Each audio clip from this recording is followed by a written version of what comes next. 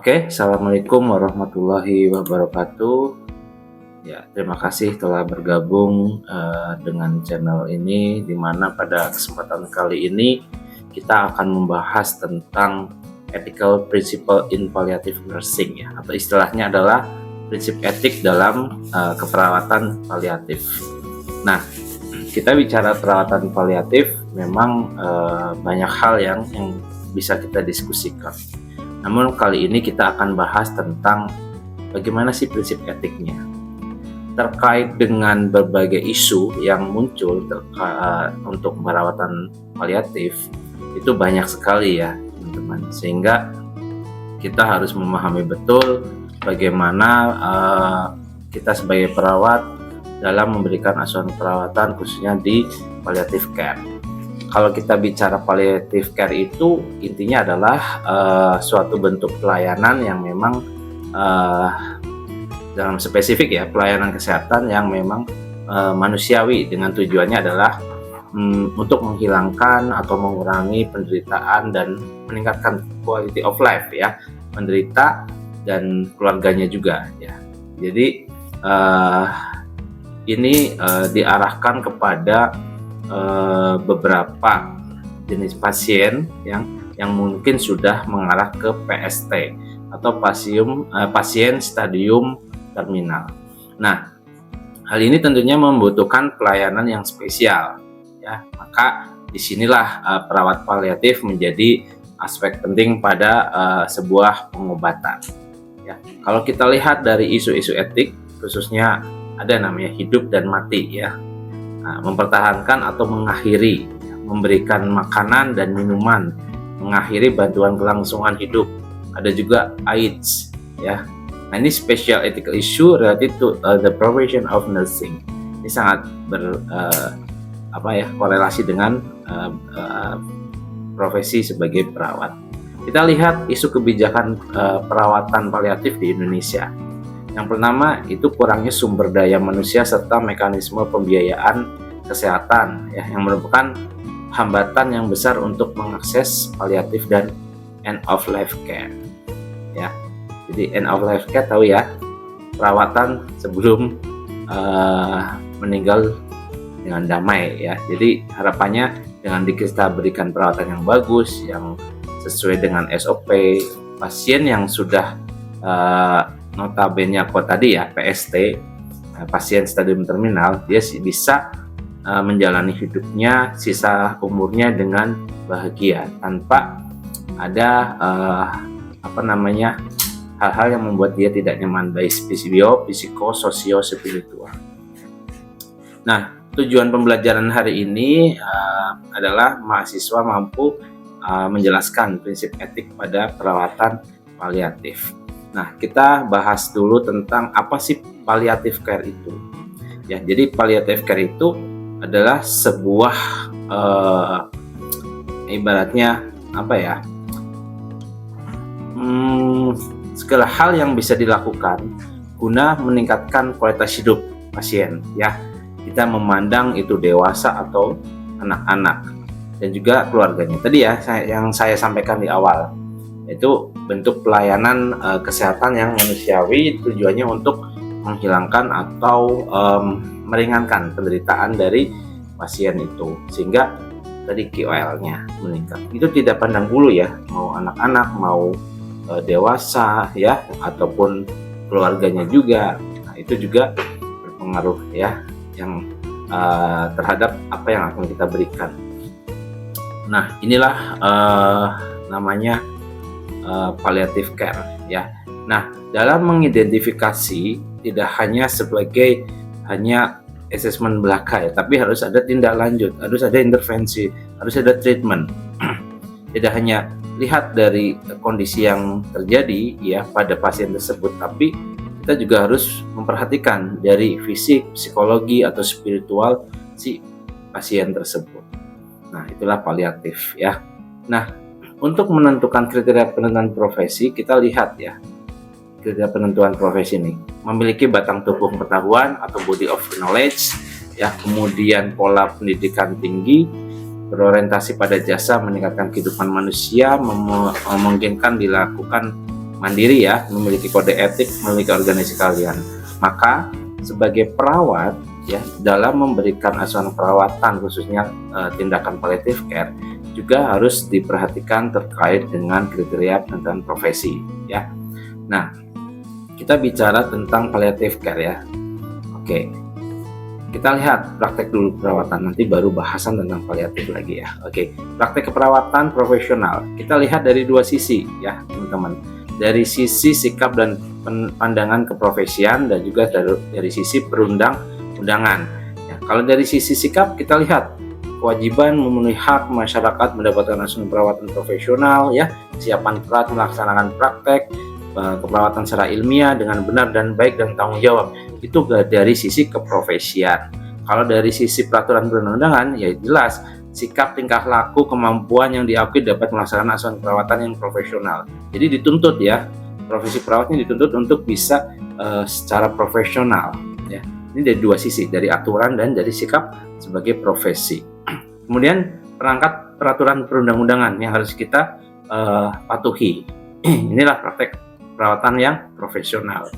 Makanya tidak sembarangan dalam memberikan palliative care. Ini perlu namanya praktek yang profesional. Tidak hanya memberikan stigmatik aja ya. Ini kita berikan perawatan palliatif. Jadi perawatan palliatif tidak harus memberikan intervensi-intervensi yang sama ya dengan yang bukan palliatif. Intinya adalah pembedanya adalah bagaimana kita bisa mempertahankan kondisi agar pasien yang sudah terminal tadi tetap produktif ya di sisa umurnya. Kemudian kita lihat kewenangan perawat terkait dengan praktek ya. Perawat itu bisa melaksanakan namanya pengkajian, diagnosis, rencana tindakan, kemudian melakukan tindakan keperawatan ya, kemudian melakukan evaluasi dan mendokumentasikan. Nah, etik. Apa sih itu etik? Ada yang bisa tahu atau menjawab? Nah, kita lihat etik versus moralitas ya. Kalau dari etik, studi filosofi moralitas berdasarkan teori formal, aturan, prinsip, kode perilaku untuk menentukan bagian yang benar suatu tindakan. Nah, seperti apa sih hal itu? Ya, jadi memang secara filosofi ini hampir sama ya antara etik dan moralitas ya, tapi sebenarnya beda ya, karena sebuah moralitas bisa terbentuk karena adanya etika ya, dan etika dapat mendukung namanya moralitas. Nah, kita lihat etika sendiri lebih formal, sistematik dari keyakinan moral. Sedangkan moralitas itu menggambarkan komitmen pribadi terhadap nilai yang sering dipengaruhi norma dan harapan masyarakat, serta moralitas ketaatan terhadap nilai profesional informal.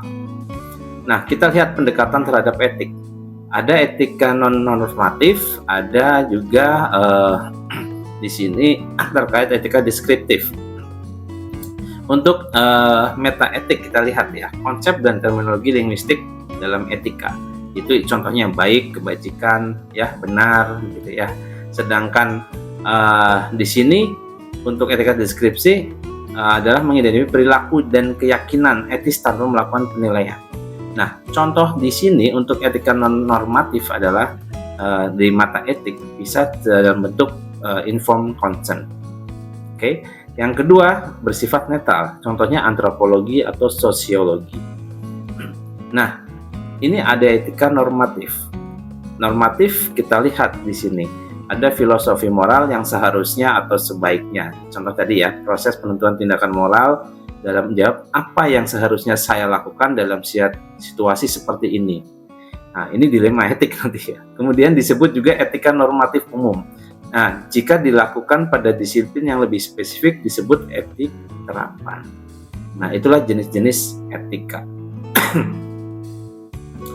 Kalau kode etik keperawatan Indonesia terdiri dari 5 pokok etik ya, itu perawat dan klien, perawat dan praktek, perawat dan masyarakat, perawat dan teman sejawat, perawat dan profesi ya. Oke, kita lihat mengenai etika dan legal keperawatan. Yang pertama, menghargai klien. yaitu menganggap manusia yang utuh, unik, tanpa membedakan umur, status sosial, latar belakang, budaya, dan agama. Yang kedua, menghargai kerahasiaan dan privasi klien. Jadi seorang perawat tuh penting sekali ya, makanya ada namanya sumpah profesi. Sehingga ini bisa digunakan untuk menjamin ya bahwa perawat ketika melakukan pengkajian ya, menanyakan suatu kondisi, itu wajib menjaga kerahasiaan dan privasi klien. Kemudian menghargai keputusan yang dibuat klien dan keluarga dan memberikan asuhan perawatan yang bermutu. Kemudian seorang perawat juga harus bertanggung jawab ya, bertanggung gugat terhadap pelayanan perawatan yang telah diberikan. Kemudian bisa bekerja sama dengan teman sejawat, baik perawat, tim kesehatan ya, ataupun untuk keperawatan untuk kualitas keperawatan yang terbaik. Nah, ini ada prinsip-prinsip etik ya maupun hukum. Di Indonesia bicara tentang paliatif ya, itu ada perkembangannya ya teman-teman. Sebelum kita masuk ke prinsip etik, saya ingin cerita di Indonesia itu perawatan paliatif itu baru dimulai pada tanggal 19 Februari tahun 92 kalau nggak salah. Itu di Rumah Sakit Dr. Sutomo Surabaya. Hal ini disusul oleh Rumah Sakit Mangunkusumo ya, Jakarta. Kemudian lanjut di Rumah Sakit Darmais Kanker ya di daerah Sripijaya. Kemudian ada lagi rumah sakit yang sudah ada palliative care-nya tuh di Makassar, namanya Rumah Sakit Wahidin ya Sudiroh Husodo. Nah, itu ada di Makassar. Kemudian Sarjito di Jogja juga ada ya, dan terakhir tuh di Sanglah Denpasar. Nah, di Rumah Sakit Sutomo itu perawatan paliatif dilakukan oleh Pusat Pengembangan Paliatif dan bebas nyeri ya, namanya Pusat Pengembangan Paliatif dan Bebas Nyeri. Kemudian pelayanan yang diberikan meliputi ada biasanya di khusus pelayanan paliatif ya, rawat jalan, rawat inap. Di rawat inap juga ada konsultasi, kemudian ada rawat rumah, ada daycare, ada respite care. Nah, itu perkembangan terkait dengan palliative care di Indonesia. Jadi, teman-teman, sebuah perawatan paliatif itu tidak jauh namanya prinsip etik ya. Kalau kita lihat di filosofi perawatan paliatif bahwa meyakini bahwa setiap orang itu memiliki hak ya untuk diobati. Ya, jadi milik hak untuk diobati, kemudian meninggal secara bermartabat atau dan damai ya, kemudian bisa berkurang dari rasa nyeri, kemudian bisa memenuhi kebutuhan dari biologis, psikologis, sosial, dan spiritualnya. Oke, kita lihat prinsip-prinsip etik ya yang di layar. Kita lihat ada autonomi. Autonomi itu apa? Hak seseorang untuk membuat keputusan bagi dirinya. Ada beneficent, yaitu kemurahan hati atau pemanfaatan. Nah, ini juga sering dipakai di penelitian ya. Kemudian non maleficient, itu tidak merugikan orang lain ya. Contoh ketika teman-teman merawat pasien dengan paliatif ya, yang seharusnya bisa terjadi nih malpraktek ya. Obat yang dikasih ke pasien tersebut ya ternyata bukan untuk pasien tersebut. Nah, itu akan jadi merugikan orang lain. Atau mungkin teman-teman nih karena dulu nggak memperhatikan cara memasang infus ya. Ketika memasang infus, avoketnya rusak terus ya berkali-kali. Padahal itu harus diklaim. Nah, itu juga bisa merugikan pasien sehingga dia akan melanggar non maleficient. Kemudian jujur, veracity. Veracity ini dalam arti bahwa perawat ketika memberikan pelayanan perawatan itu harus jujur. Apapun kondisinya, jadi harus betul-betul jujur ya teman-teman. Tidak boleh ditutup-tutupi. Contoh, ketika si penderita ya mengalami masalah yang berat ya. Nah, kita harus menyampaikan yang sebenarnya dengan kita sudah menyiapkan dulu ya, contohnya ibu bapak ya, sebelumnya saya ingin mengabarkan ya, namun kabar ini kabar yang kurang begitu baik ya, tapi sebelum saya menyampaikan apakah sudah siap jika mendengarnya gitu. Kalau belum siap ya tidak akan saya sampaikan. Kalau sudah siap akan saya jelaskan bahwa ibu sebenarnya menderita bla bla bla bla. Nah, itu veracity dengan cara yang baik ya, dengan menyiapkan kondisi yang memang sudah siap pasiennya baru kita sampaikan ya. Kemudian kita lanjut ke justice, adil. Justice atau adil itu tidak boleh istilahnya membeda-bedakan itu pasien dengan suku, ras, warna rambut, agama dan sebagainya. Kita perlakukan yang sama, adil. Ya, jika di pasien A diberikan intervensi dengan setulus hati juga sama harusnya dengan pasien yang B, ya tidak boleh dibeda-bedakan. Nah, kemudian untuk apa namanya?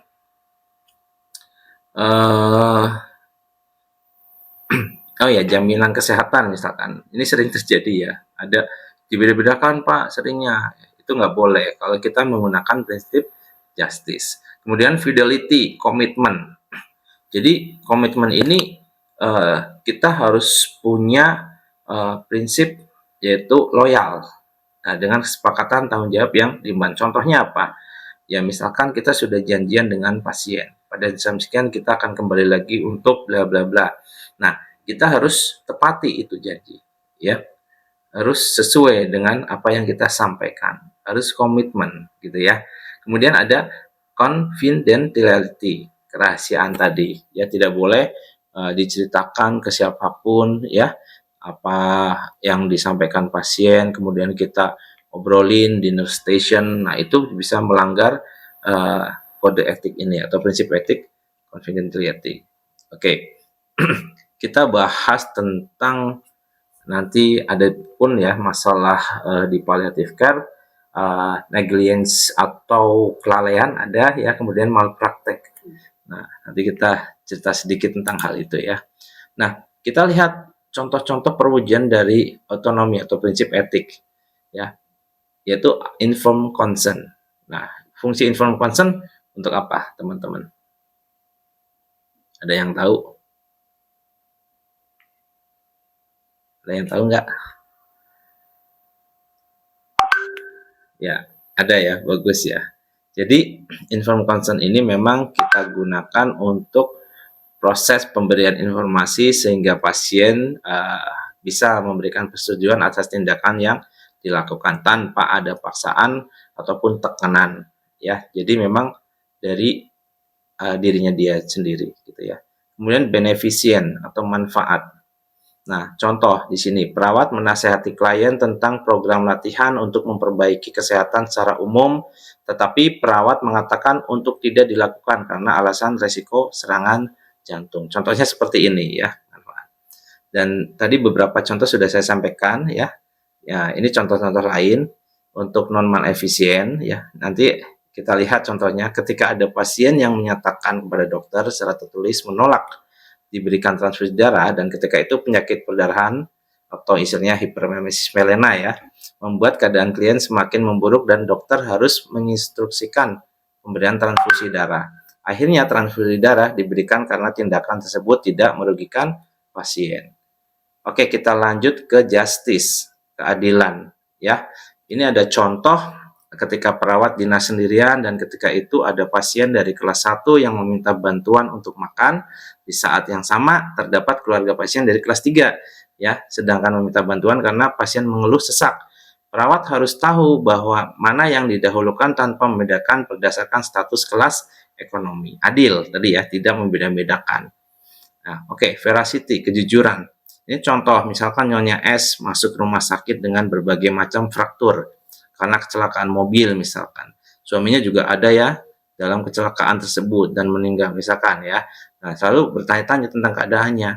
gimana nih kondisinya. Nah, kita sebagai tenaga kesehatan, terutama perawat, harus menyampaikan ya, walaupun mungkin ada dilematik ya di sini ketika saya sampaikan takutnya terjadi masalah kesehatan yang lain gitu ya pada ibunya. Tapi kalau tidak kita melanggar prinsip veracity. Makanya tetap kita harus menyampaikan dengan menyiapkan dulu pasiennya ya, menyiapkan dulu keluarganya begitu. Oke, kerahasiaan. Nah, ini contohnya adalah dokumentasi tentang keadaan kesehatan klien. Dokumentasi ini hanya bisa dibaca guna keperluan pengobatan. Ya, misalkan di rekam medis ya, tidak boleh di-share kemana-mana, tidak boleh diberikan ke siapa-siapa. Oke? Nah, ini ada prinsip etik umum ya, otonomi. Jadi, peraturan diri, hak individu, privasi, pilihan, kemampuan membuat pilihan yang bebas dari eksternal. Kemudian ada kemurahan hati, ya, melakukan hal baik, ya, penuh bijakan, kerahasiaan, privasi, ya, kemudian ada efek ganda. Efek ganda apa sih? Tindakan dapat menghasilkan efek positif dan negatif. Contohnya kriterianya, tindakan itu bisa secara moral baik, ya, bisa secara tulis berniat efek yang baik, ya. Efek baik tidak diraih dengan cara yang buruk, ya. Nah, kemudian kesetiaan, menepati janji atau tadi komitmen, ya. Kemudian ada justice, keadilan, ya. Keadilan itu memperlakukan sesuai hak dan kewajiban, ya.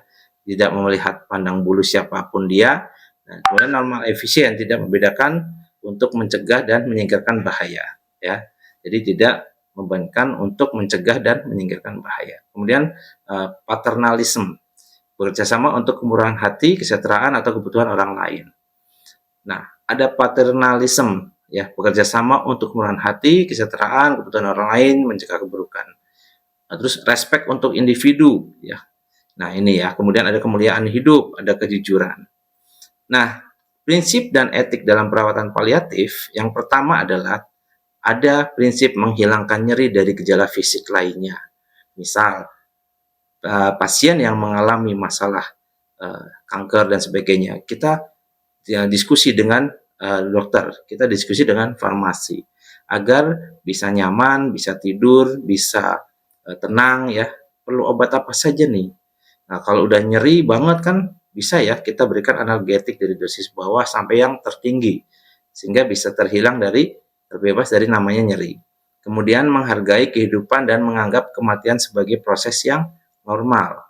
Ya, kita berikan edukasi, kita berikan support system, kita berikan dukungan, kita dampingi gitu ya. Kemudian tidak bertujuan untuk mempercepat atau menghambat kematian. Nah, itu ada istilah euthanasia gitu ya di luar negeri. Itu juga persetujuan dulu, tidak persetujuan keluarga ataupun si pasien. Mengintegrasikan aspek fisik, psikologis, sosial, dan spiritual.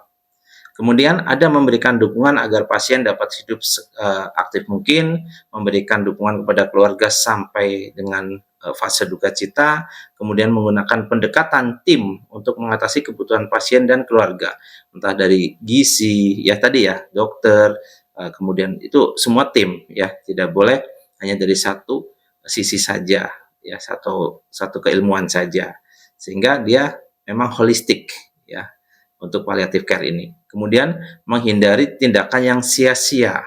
Jadi kalau memang sudah ibaratnya misalkan dia MB, oh ya mati batang otak ya contohnya, kok dipertahankan, kemudian kok biayanya semakin mahal karena BPJS sudah tidak bisa menanggung misalkan, tetap dipertahankan. Nah, itu juga tindakan yang sebenarnya sia-sia, maka harus ambil keputusan. Kemudian bersifat individual tergantung kebutuhan pasien. Nah, domain etika keperawatan yang pertama adalah memberi perawatan berkesinambungan, tidak memandang penyakit, status sosial, ya, kemudian bertanggung jawab, kemudian bertindak sesuai dengan kode etik di profesi. Jenis masalah etis keperawatan apa aja? Ini sering terjadi ya, masalah etis keperawatan. Pertama, kerahasiaan. Nah, ini sering. Kadang ngobrol sama teman perawatnya ya, cerita-cerita, ini juga nggak boleh. Restrain ya, diikat, tidak nyaman sampai menimbulkan lecet. Kemudian hubungan saling percaya, kematian dan sekarat menolak perawatan gitu ya, ini sering terjadi. Oke, ada dilema etik ya. Definite of making a choice between two or more equally severely alternative. Jadi sumbernya ada konflik dengan pasien, konflik dengan tenaga kesehatan lain, konflik dengan institusi. Nah, itu muncul namanya dilema etik. Biasanya ini beda pendapat saat memberikan intervensi ke pasien. Oke, dilema etik yaitu suatu masalah yang sulit ya, di mana tidak ada alternatif yang dianggap paling memuaskan. Kemudian suatu sesuatu yang dimana alternatif yang memuaskan dan yang tidak memuaskan sebanding. Ya, keputusan yang etis dibuat berdasarkan pemikiran yang rasional, bukan emosional. Nah, ini tidak ada yang benar atau salah ya. Kerangka pemecahan dilema etik banyak diutarakan pada dasarnya menggunakan kerangka proses keperawatan atau pemecahan masalah secara ilmiah. Dalam membuat keputusan, hal yang perlu dipertimbangkan ya, sumber dilema etik ada 3 landasan profesi, nilai moral dan kepercayaan serta prinsip etika. Kemudian ada hak pasien, kemudian ada masalah yang ada di institusi dan masyarakat ya. Nah, kita memiliki tantangan dalam pengambilan keputusan etis. Jadi harus memiliki informasi yang benar, bebas dari pengaruh siapapun yang memiliki kapasitas untuk membuat sebuah keputusan. Ya, ini tantangan dalam pengambilan keputusan.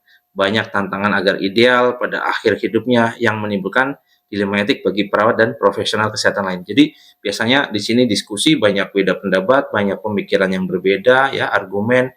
Nah, muncullah namanya dilema etik ya, saling berbeda pendapat. Nah, itu solusinya adalah ya duduk bersama untuk menyelesaikan agar tim ini bisa sevisi sehingga tidak melanggar namanya kode etik. Nah, the moral decision making model. Nah, moral message, the dilemma, outline option, review criteria and resolve, affirmation position and X, look back, evaluate the decision making. Itu panjang ya, moral. Nah, Murphy and Murphy approach ethical problem solving. Kita lihat pertama yang harus dilakukan identifikasi masalah dulu. Identifikasi kenapa seseorang atau masalah memiliki dalam ethical permasalahan etik ya. Nah, kemudian identifikasi orang ya yang selalu apa ya ibaratnya mencari sebuah jalan keluar ya. Nah, gitu. Kemudian identifikasi the role of the decision maker, kemudian consider the short and long term consequence and each alternative, membuat decision, compare the decision with the decision maker, philosophy of ethics, kemudian memfollow up ya hasil dari decision untuk establish and baseline for future decision making.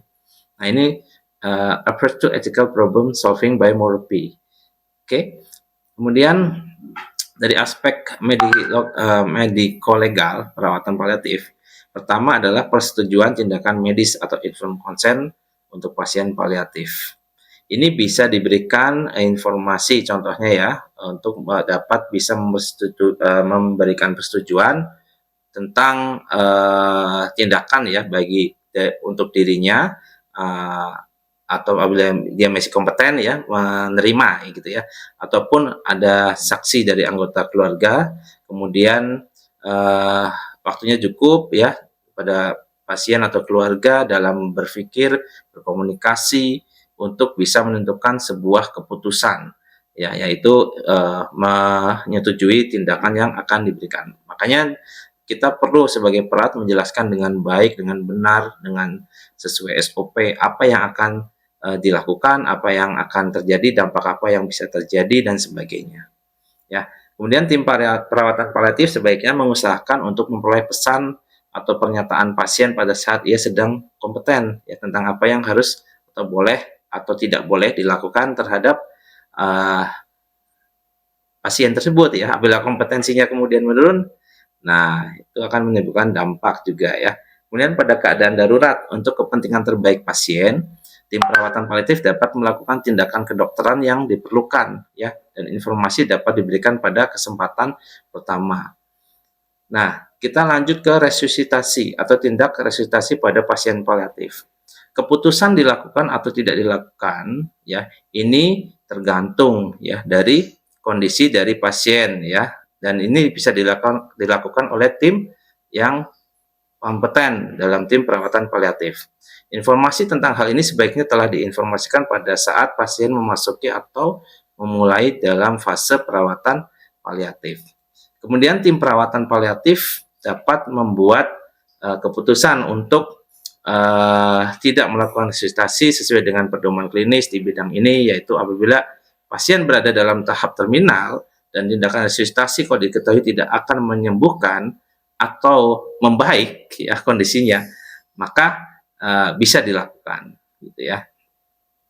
Perawatan pasien paliatif di ICU. Nah, kita lihat pada dasarnya perawatan paliatif pasien di ICU mengikuti ketentuan-ketentuan umum ya. Nah, kemudian dalam menghadapi tahap terminal, tim perawatan paliatif harus mengikuti pedoman menentukan kematian ya. Misalkan tadi ya, karena kematian batang otak, sehingga kita harus up nih life supporting instrumental. Nah, berarti kita harus menyiapkan persetujuan baik dari pasien, kalau bisa memungkinkan ya, kalau tidak bisa dari keluarga. Ada dilema etik yang sering terjadi ya, kendali nyeri, ini ya, dasar menghindari pemberian ya. Oke, kita lihat ada kemoterapi atau terapi eksperimental. Dasar memberikan terapi ini, yang pertama harapannya bisa memperpanjang kehidupan si pasien. Kemungkinan meningkatkan QOL, kualitas hidupnya, quality of life. Kemudian menimbulkan perasaan bahwa keluarga telah melakukan segalanya untuk menyelamatkan pasien tersebut. Ya, dasar menghindari pemberian, kita bisa melihat karena penurunan jumlah sel darah, meningkatkan resiko infeksi, efek samping terapi, gitu ya. Nah, kita lihat pertimbangan-pertimbangan ya dalam pemberian kemoterapi atau terapi eksperimental. Nah, kemudian ada nutrisi suplemen. Kita harus punya dasar juga ya, dasar pemberian, kemudian kenapa kok kita menghindari ya. Contohnya misalkan kalau untuk nutrisi ya, kepercayaan bahwa pemeriksaan lapar atau haus ya, pemeriksaan lapar atau haus itu muncul, pemeriksaan tidak bisa atau tidak mau makan, takut pemeriksaan mati kelaparan, peran utama keluarga memberi makan, rasa bersalah keluarga. Nah, ini akhirnya kita harus berikan terapi nutrisi melalui intravena ya, bisa nasogastric tube, NGT atas dasar pertimbangan ini. Kemudian kita tidak memberikan pada pasien yang dengan perawatan paliatif jika kok dia masih bisa mencerna ya, bisa mungkin ternyata ada tumor ya di area yang akan kita gunakan untuk memberikan asupan nutrisi ya, mungkin di hidung, di mana gitu ya. Kemudian meningkatkan volume cairan yang menyebabkan payah jantung dan sebagainya. Nah, resusitasi, kenapa kita berikan? Dasarnya apa? Nah, karena keluarga tidak mau menyerah. Ayo, ini masih bisa diselamatkan. Ayo, ini masih bisa hidup.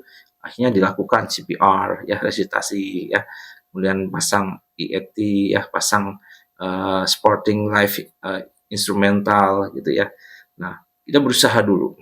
Ada penolakan bahwa setelah ini akan meninggal, itu biasanya dilakukan oleh keluarganya ya. Lakukan semaksimal mungkin, lakukan tindakan yang bisa dilakukan agar bertahan hidup. Nah, kita harus juga menjelaskan dampak ketika ini dicopot ya alatnya, kemudian kok tidak diberikan apa saja. Kemudian dasar menghindari. Nah, kita harus paham. Yang pertama, mungkin keluarga memang pengennya ya udah biarin aja lah, biar pasien ya meninggal dengan damai apa adanya ya, tidak usah dipasang-pasang sehingga terlihat menderita, sakit dan sebagainya. Kemudian keluarga semakin yakin bahwa si pasien ini memang sudah menderita banget ya, dan mungkin sudah pasrah juga, jadi tidak mau ditambah beban ya berat untuk proses dia dalam menghadapi kematian. Kemudian membebaskan keluarga dari tanggung jawab untuk memberikan intervensi yang dapat memperpanjang hidup. Ini karena biayanya mahal ya, tanggungannya banyak, harus dijaga, harus dimonitor, harus di standby di situ ya. Banyak yang capek biasanya keluarga ya, mendoakan, mendampingi dan sebagainya. Gitu. Tidak hanya dari faktor biaya.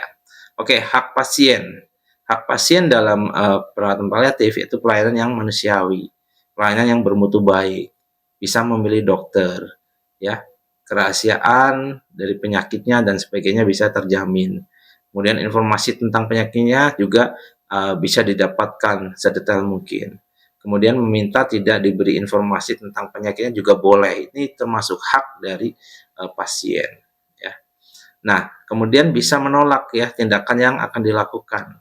Kemudian bisa menyampaikan apa saja keluhan ya atau tanggapan-tanggapannya setelah diberikan intervensi, berikan perawatan, berikan motivasi dan sebagainya ya, tindakan-tindakan pada pasien paliatif ini. Kemudian didampingi keluarga dan dalam keadaan kritis itu boleh ya. Jadi nggak ada larangan ya. Ini hak dari pasien itu. Kemudian bisa mengakhiri pengobatan rawat inap atas tanggung jawab sendiri. Kemudian bisa melakukan aktivitas religius ya, keagamaan, sesuai dengan kepercayaannya, ya itu merupakan salah satu dari sekian banyak hak. Kemudian pengambilan keputusan etis. Jadi dalam pengambilan keputusan etis kita bisa melihat ya bahwa hal ini ditunjukkan untuk maksud yang baik. Ya, hal ini digunakan untuk mengidentifikasi semua orang penting, mengumpulkan informasi yang relevan, mengidentifikasi prinsip etis yang memang penting, mengusulkan tindakan alternatif, mengambil keputusan, melakukan tindakan, evaluasi tindakan. Nah, inilah bagaimana kita bisa mengambil sebuah keputusan secara etis ya. Ini pertimbangan-pertimbangannya. Nah, kita lihat kebijakan nasional terkait palliative care. Ini ada keputusan Menteri Kesehatan nomor 290 tahun 2007 tentang kebijakan perawatan paliatif. Yang kedua ada Pedoman Nasional Program Paliatif Kanker ya Kementerian Kesehatan RI tahun 2015. Nah, sebelum kita akhiri ya bahwa dapat kita simpulkan dalam perawatan paliatif khususnya tentang etik ya, etik dalam perawatan paliatif itu merupakan sebuah isu yang memang terkait dengan bagaimana penanganan di akhir hidup yang menyangkut sebuah keputusan etis, keputusan moral dan hukum oleh sekeluarga, oleh para tenaga medis, kemudian prinsip ini secara prinsip inti etik ini juga dari zaman terdahulu ya sampai sekarang itu hanya ada dua yang membuat sembuh ya yaitu membuat sembuh dan tidak membahayakan ya. Jadi prinsip etik ya dari zaman dulu sampai sekarang dua ya, itu satu membuat sembuh berarti tidak merasa nyeri, bebas dari rasa tidak nyaman gitu ya, dan juga tidak membahayakan. Dua prinsip ini yang harus dipegang kita sebagai tenaga perawat atau kesehatan dalam palliative care. Ini merupakan inti etik ya, sehingga kita bisa terjaga dari masalah kode etik dalam perawatan palliative care.